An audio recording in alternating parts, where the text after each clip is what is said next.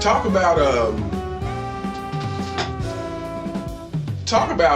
some particular early albums that influenced you, and if you remember like what it was about those albums that that struck a nerve with your soul, so to speak.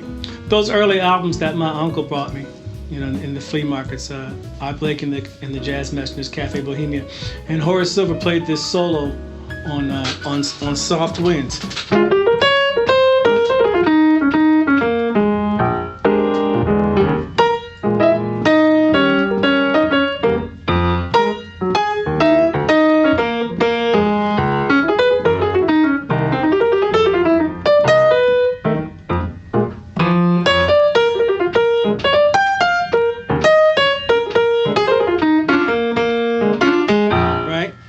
And then Dave Brubeck had a song called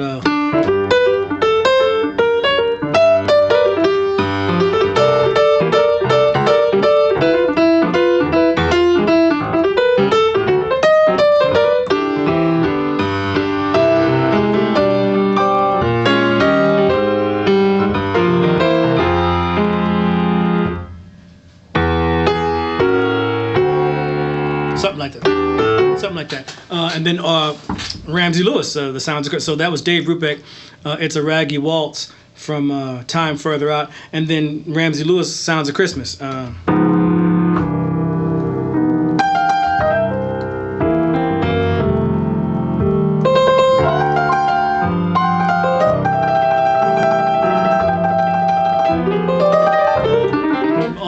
All of that was just, right in line with the gospel music that I had grown up listening to, that my father listened to, the quartets with the Dixie Hummingbirds and the Soul Stirrers and Sam Cooke, the Highway QCs and the Swan Silvertones and the Caravans, the Davis Sisters and James Cleveland, and all of those musicians. James Cleveland was influenced by blues and jazz. Thomas Dorsey, the piano player that played for the Gospel Harmonettes,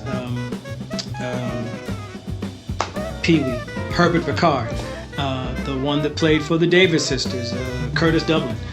So all that music was really, it wasn't really different for me. With jazz, there wasn't as much singing, and with gospel, it was all singing.